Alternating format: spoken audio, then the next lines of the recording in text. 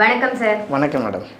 இப்போ ஒருத்தர் உங்ககிட்ட ஜாதகம் பார்க்க வராங்க, இல்ல பொதுமக்களை நீங்க சந்திக்கிறீங்க, எனக்கு நிறைய பிரச்சனை இருக்கு அப்படின்னு தான் நிறைய பேர் வாழ்ந்துட்டு இருக்காங்க இல்லையா?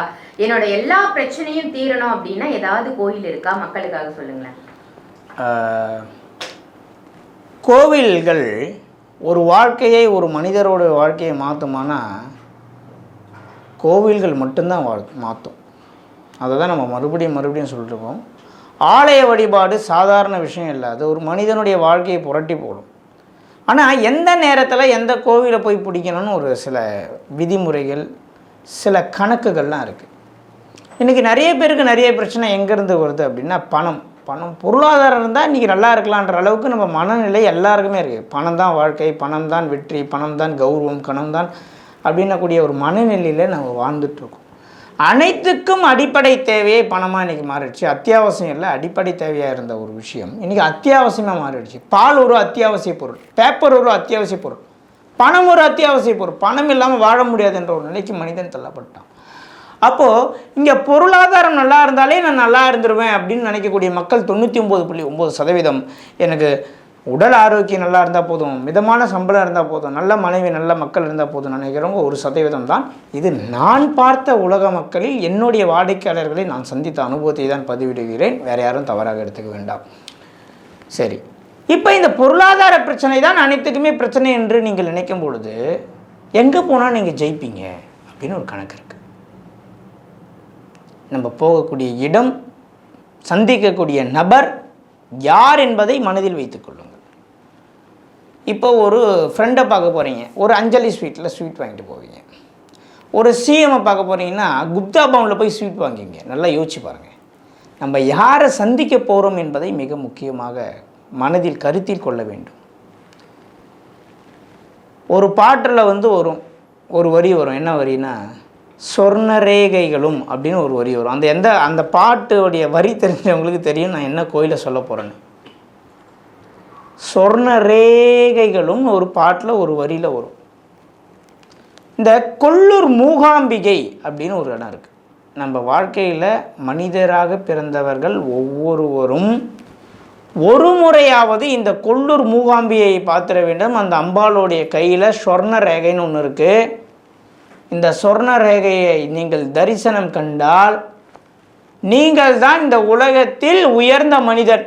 பொருளாதாரத்திலையும், ஆரோக்கியத்திலையும், மன வாழ்க்கையிலையும், இல்லற வாழ்க்கையிலையும் உங்களை அடிச்சுக்க யாரும் முடியாது. அந்த அம்பாளுடைய பாதங்களை நீங்கள் சரணாகதி அடைந்தால் உங்களுடைய வாழ்க்கையில் தலையெழுத்தில் ஒரு மாற்றம் ஏற்படும். அங்கே சென்று மாற்றம் அடைந்தவர்கள் எண்ணில் அடங்கா மனிதர்கள் இன்னமும் இருக்காங்க. நீங்கள் சந்தித்து பேசும்போது அதை பற்றி நீங்கள் தெரிஞ்சுக்கலாம். நாங்கள் சார் லாங்காக சொல்கிறீங்க, வேறு வழி இல்லை. உங்களுடைய எண்ணிலடங்கா பிரச்சனைகள் முடிய வேண்டும், ஒரு மாற்றத்தை நீங்கள் அனுபவிக்க வேண்டும் அப்படின்னு அந்த அம்பாள் கையில் இருக்கக்கூடிய சொர்ண ரேகையை நீங்கள் தரிசனம் செய்து அந்த அம்பாளை பார்த்துட்டு வந்தீங்கன்னா நீங்கள் வெற்றி அடைஞ்சிருவீங்க.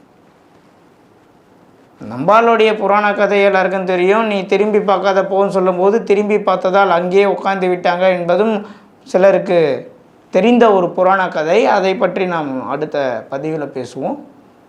இன்றைக்கி நம்ம பேசக்கூடியது வீட்டு லோன் இருக்குது, கடன் இருக்குது, கோடிக்கணக்கில் லாஸ் ஆகிட்டேன், ஷேர் மார்க்கெட்டில் பணத்தை விட்டுட்டேன், பொருளாதார பிரச்சனை தான் என் பெரிய பிரச்சனை, பொருளாதாரம் நல்லா இருந்தாலே என் வாழ்க்கையில் நல்லா இருப்பேன், வட்டி கட்ட முடியல, கடன்காரன் ஃபோன் அடிக்கிறான், தலைவலியாக இருக்குது, தெய்வம் இருக்கா இல்லையான்னு தெரில, மன விரக்தி ஆகிட்டேன், சூசைட் பண்ணிக்க போகிறேன்ட்டு பலருடைய வாழ்க்கையில் இன்றைக்கி இந்த கடன் என்ற ஒரு விஷயம் மிகப்பெரிய ரோல் மாடலாக ப்ளே பண்ணுது.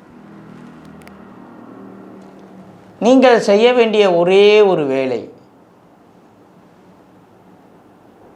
கொல்லூர் சென்று மூகாம்பிகை தரிசனம் சென்று அந்த சொர்ண ரேகையை நீங்கள் பார்த்தால் அந்த அம்மனை நீங்கள் 100% உண்மையாக பக்தியோடையும் சிரத்தோடையும் வணங்கி அவர்களுடைய பாதத்தில் நீங்கள் சரணாகதி அடைந்தால், நீங்கள் எந்த ராசி, எந்த நட்சத்திரம், எந்த யோகம், எந்த கண்டங்கள் இருந்தாலும் அந்த சொர்ண ரேகை உங்களுக்கு கொடுக்க வேண்டியதை கொடுத்தே தீரும் என்பதை நீங்கள் புரிந்து கொள்ள வேண்டும். ஏன்னா அந்த அம்பாள் கொடுக்குவதற்காகவே அங்கே அமர்ந்திருக்காங்க. பல கோடீஸ்வரர்களை உருவாக்கிய இடம். பல கோடீஸ்வரர்கள் இன்றும் சாதாரணமாக போய் வழிபட்டு வரக்கூடிய ஒரு இடம் எது என்றால் கொல்லூர் மூகாம்பிகை. அதனால் அனைவரும் ஒரு முறை கொல்லூர் மூகாம்பிகை சென்று வாருங்கள். பெரிய லெவலில் பிரச்சனை இருக்குது சார், தவிர்க்க முடியாத பிரச்சனையாக இருக்குன்னா அந்த அம்மனை போய் தரிசனம் செய்து விட்டு வாருங்கள். உங்கள் வாழ்க்கையில் மிகப்பெரிய ஒரு மாற்றமும் திருப்புமுனையும் நிச்சயமாக ஏற்படும். சரி, இப்போ நீங்கள் பொதுவாக எந்த கோவிலுக்கு போகணும்னாலும் குறிப்பிட்ட நேரம் சொல்லுவீங்க, குறிப்பிட்ட ஹோரை சொல்லுவீங்க. அந்த மாதிரி பிரச்சனைகளை தீர்க்கக்கூடிய இந்த கொல்லூர் மூகாம்பிகை கோவிலுக்கு எந்த நேரத்திலேயோ இல்லை எந்த கிழமை ஹோரையில் போகிறது நல்லது? ஏன் இந்த கொல்லூர் மூகாம்பிகைக்கு கிழமையும் ஓரை நம்ம சொல்லணும்னா, இது ஒரு லாங் ஜேர்னி பண்ணி போகக்கூடிய ஒரு இடம், ரொம்ப தொலைவில் அமைந்த ஒரு இடம் என்பதனால் இதை பிளான் பண்ணி கரெக்டாக அந்த ஓரை அந்த கிழமையில் போக முடியுமான்றது ஒரு கேள்விக்குறின்றதுனால தான் நான் சொல்லலை. ஆனால் இருந்தாலும் வெள்ளிக்கிழமை சுக்கிர ஓரை, வியாழக்கிழமை குரு ஓரையில் இந்த அம்பாளை பார்ப்பது மிக மிக ஒரு பிரசித்தி பெற்ற ஒரு பலனை தரும், அற்புதமான பலனை தரும். வியாழக்கிழமையில் குரு ஓரை, வெள்ளிக்கிழமையில் சுக்கிர ஓரை. ஏன்னா குருனா சொர்ணம், அந்த அம்பாள் கையிலே சொர்ண ரேகை தான் இருக்குது. குருனா தங்கம், குருனா குருவோடைய பார்வை பட்டால் அனைத்துமே நன்மை சொல்லுவோம். சொர்ண ரேகையுடைய பார்வை உங்கள் மேலே குரு வாரத்திலே குரு ஓரையிலே படும் பொழுது உங்களுடைய வெற்றிகள் ஹிமாலய வெற்றியாக இருக்கும்.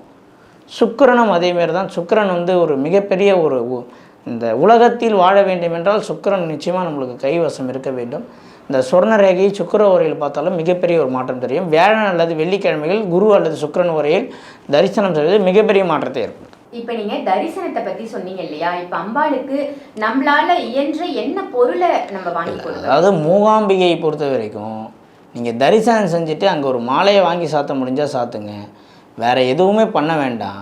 ஏனால் அந்த அம்பாள் கொடுப்பதற்காகவே இருக்கிற அம்மனை கண்டி அங்கே போய் நீங்கள் எதுவும் செய்யணும்னு அவசியம் இல்லை, பெற்றுக்கொண்டு வந்தால் மட்டும் போதும் என்பது தான் இங்கே நான் பதிவு செய்கிறேன்.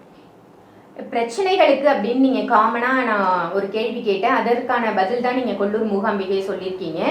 எல்லா வித பிரச்சனைகளும் தீர்க்கக்கூடிய ஒரு ஸ்தலமா சார் இது? ஆமாம், எல்லா விதமான பிரச்சனைகளுக்கும் ஒரு முற்றுப்புள்ளி வைக்க வேண்டும் அப்படின்னா இந்த கொல்லூர் மூகாம்பிகையை வைத்து விடுவார்கள். நிச்சயமாக வச்சுருவாங்க, அதில் எந்த மாற்றம்.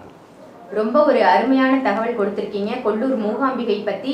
நிச்சயமா அடுத்த பதிவில் இந்த கொல்லூர் மூகாம்பிகை கதையும் எங்களுக்காக நீங்கள் நிச்சயமா அடுத்த அந்த கொல்லூர் மூகாம்பிகையோடைய புராண வரலாறு கதை அடுத்த தொடரில் நான் உங்களுக்காக எக்ஸ்பிளைன் பண்ணுறேன். நல்ல ஒரு தகவல். கண்டிப்பாக எல்லாருக்கும் இந்த கொல்லூர் மூகாம்பிகை சென்று, அதுவும் நீங்கள் சொன்ன அந்த கிழமையில் அந்த ஹோரையில் சந்தித்து அம்பாளை தரிசனம் செய்து அவர்களுடைய அருளை பெறணும் அப்படின்னு நானும் கேட்டுக்கிறேன். ரொம்ப ஒரு அற்புதமான தகவல். நன்றி. நன்றி. ஆன்மீக பரிகாரம் இந்த சேனலை லைக் பண்ணுங்க, ஷேர் பண்ணுங்க, மறக்காம சப்ஸ்கிரைப் பண்ணிக்கோங்க. அப்பதான் இந்த சேனல் மூலமா நாங்கள் கொடுக்குற பயனுள்ள தகவல்கள் உடனுக்குடனே உங்களை வந்து சேரும்.